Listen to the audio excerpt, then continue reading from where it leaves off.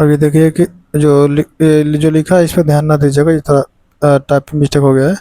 ठीक है, मैं बता दूंगा इस चीज़ को। ठीक है, इस पर ध्यान देने में समझ रहेगा कि जैसे कि जो लिक्विड होता है ना, जो द्रव है लिक्विड है, उस पर दाब का और दाब का तापमान क्या प्रभाव पड़ता है। तो आप जो लिक्विड दो तरह का होता है, द्रव और गैस। तो द्रव और गैस, तो गैस जो होता है, गैस पे इन दोनों का प्रभाव बहुत ज़्यादा पड़ता है, तापमान का भी और दाब दाब का भी। अब गैस को जब दबा दोगे तो बहुत ज़्यादा दब जाएगा, बहुत ज़्यादा उसके आयतन में परिवर्तन देखने को मिलेगा। लेकिन जो पानी होता है लिक्विड, जो जो पानी होता है लिक्विड, आप जो लिक्विड होता है मतलब फ्लूइड दो तरह का होता है। ठीक, फ्लूइड दो तरह का होता है, कौन कौन, गैस और लिक्विड। तो गैस को आप दबा दोगे तो बहुत ज़्यादा दब जाएगा, लेकिन वही बात करोगे पानी का, तो पानी दबाओगे तो दबता नहीं है। तो इस तरह से पानी में बहुत कम प्रभाव देखने को मिलता है, लेकिन गैस में बहुत ज़्यादा देखने को मिलता है। ऐसे टेम्परेचर की बात करेंगे तो गैस के अणु बहुत जल्दी से मूव करने लगते हैं गैस के, लेकिन वही लिक्विड की बात करते हैं तो बहुत कम कम मूवमेंट करते हैं। तो दोनों के साथ बात करें तो दाब और ताप दोनों का प्रभाव गैस में ज़्यादा देखने को मिलता है और लिक्विड में कम। यही बात इसमें लिखी गई है। अब देखो घनत्व, तो घनत्व का आप जानते हैं फार्मूला क्या होता है, द्रव्यमान बटा आयतन। तो इसका इसका मात्रक केजी पर मीटर क्यूब हो जाएगा, और ये एम एल नहीं रहता है, यहाँ पे एम एल नहीं रहेगा, ग्राम पर सेंटीमीटर क्यूब। पानी का घनत्व का सीजियम में बात करें, सीजियस में 1 ग्राम पर सेंटीमीटर क्यूब होता है। ठीक है, अब कुछ लिक्विड वगैरह का देख लेते हैं हम। डेंसिटी कितना होता है, तो प्योर वाटर का 4 डिग्री टेम्परेचर पर 998 होता है, और प्योर वाटर का 20 डिग्री टेम्परेचर पर 1000 होता है। और पारा का 13,550 से 13,600 के बीच 13,600 होता है। समुद्री जल का 1,025 होता है। मिट्टी का तेल का 804 होता है। ये पानी से हल्का होता है, देख रहे हो, इसलिए तो पानी में तैरने लगता है। पेट्रोल का 620 से 780 तक होता है। अमोनिया का 608 होता है। ग्लिसरीन 1260 होता है। एथेनॉल 790 होता है। और एस ए ई 10 डब्ल्यू प्रकार का 870, SAE 30 डब्ल्यू का 891, और SAE 50 डब्ल्यू का 902। पैराफीन का 790, 1000। बेंजीन का 891। ये सब चीज़ें थी कुछ इम्पोर्टेंट। ठीक है, इसको आपको याद रखना चाहिए, कभी पूछ सकता है। ठीक है, आगे अपेक्षिक भार या विशिष्ट भार। देखो बता रहे हैं कि याद रखो ना, जो जिस चीज़ को विशिष्ट कहेगा ना उसको ऊपर रख देना बस। आयतन और मास में तो बात, आयतन और द्रव्यमान यानी वॉल्यूम और मास में बात होगी, और जिसको विशिष्ट बोलेगा उसको ऊपर रख के फार्मूला बना देना। देखो यहाँ पे अपेक्षिक भार या विशिष्ट भार को क्या बोल रहा है, विशिष्ट भार बोल रहा है ना, तो भार को ऊपर रख दो और आयतन को नीचे कर दो, तो इस तरह से बन जाएगा तुम्हारा ये अपेक्षिक या विशिष्ट भार का फार्मूला। ठीक है, SI मात्रक बराबर न्यूटन पर मीटर क्यूब होता है। MKS मात्रक KGF पर मीटर क्यूब होता है। ठीक है, 1 मीटर क्यूब बराबर 1000 लीटर होता है। और W बराबर रो जी। कितनी बार हमने इस चीज़ को देख लिया। विशिष्ट भार बराबर घनत्व गुणे गुरुत्वीय त्वरण। तो कितनी बार इस चीज़ को हमने देख लिया, एक बार नहीं कई बार देख लिया कि W बराबर रो जी होता है। अपेक्षिक घन आयतन, यह अपेक्षिक आयतन। अब अपेक्षिक आयतन बोल दिया। ठीक है, तो अपेक्षिक आयतन इसको विशिष्ट आयतन भी बोलते हैं। तो ये बताया था, जिसको विशिष्ट बोले उसको ऊपर कर दो, तो V ऊपर हो गया, M नीचे हो गया। और हम M/B को रो बोलते हैं ना, M/B को हम जानते हैं कि इसको डेंसिटी बोलते हैं।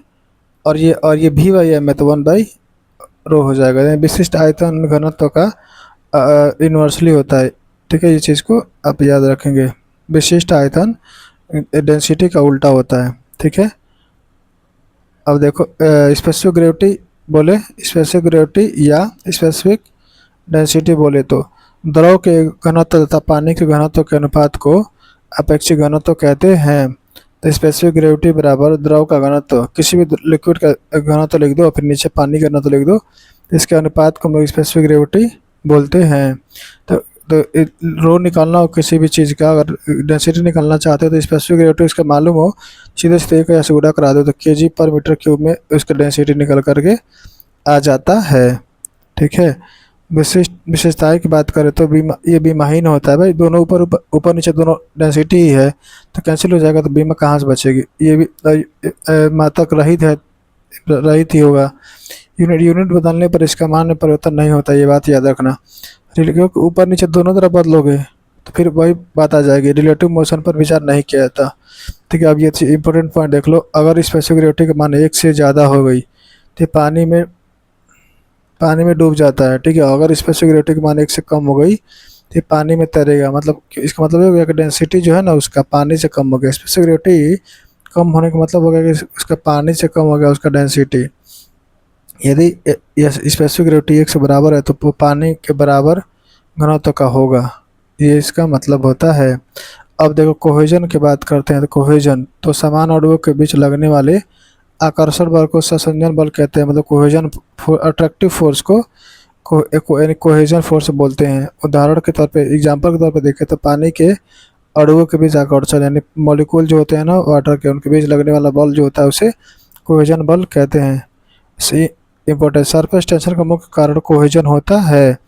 अब आसंजन देखो, एडहेजन तो निम्न भिन्न प्रकार के अणुओं के बीच लगने वाले आकर्षण बल को आसंजन बल कहते हैं। पानी और कांच के बीच आकर्षण कैपिलरी राइज में एडहेजन महत्वपूर्ण भूमिका निभाता है।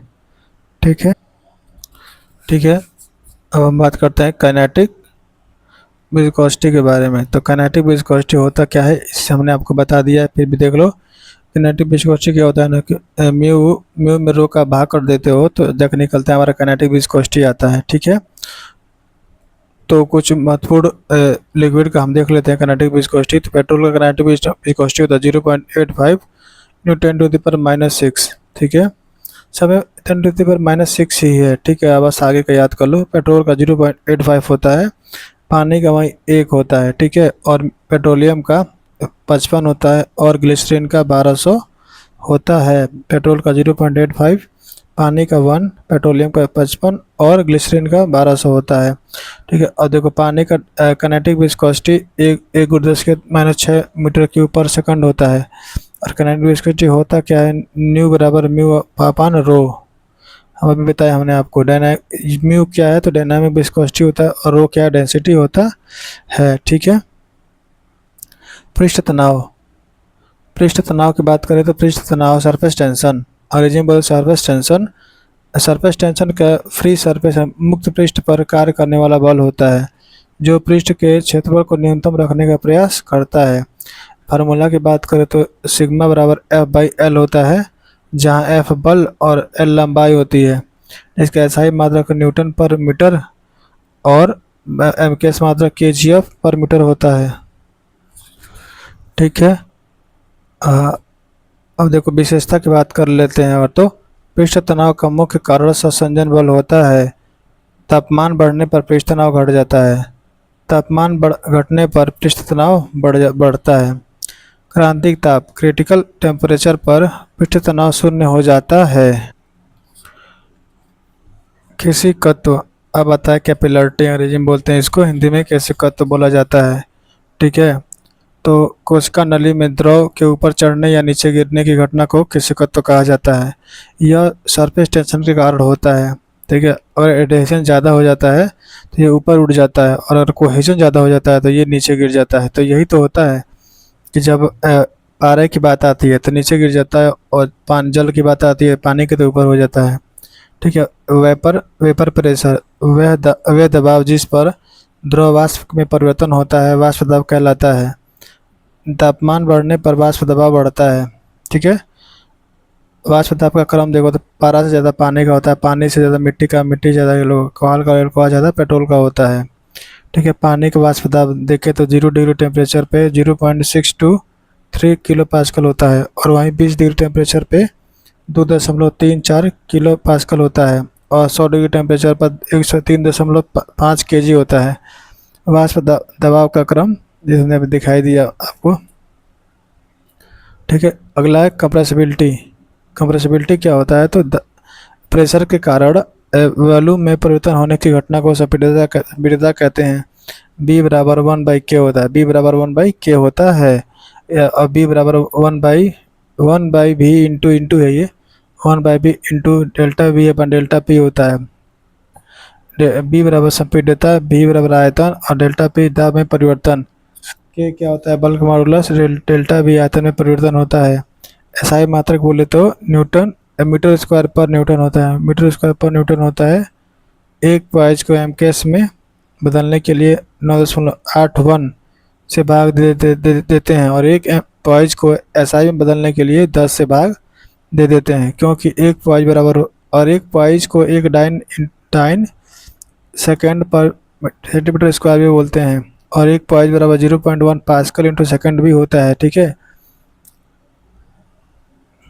और कुछ चीज़ें यहाँ देख लेते हैं। तो गैसों का संपीड्यता सर्वाधिक होती है, तो कंप्रेसिबिलिटी जानते ही हो, ज़्यादा ज़्यादा दबता है गैस। ठीक है, द्रव की संपीड्यता बहुत कम होती है, गैसों की संपीड्यता न्यूनतम होती है। ठीक है।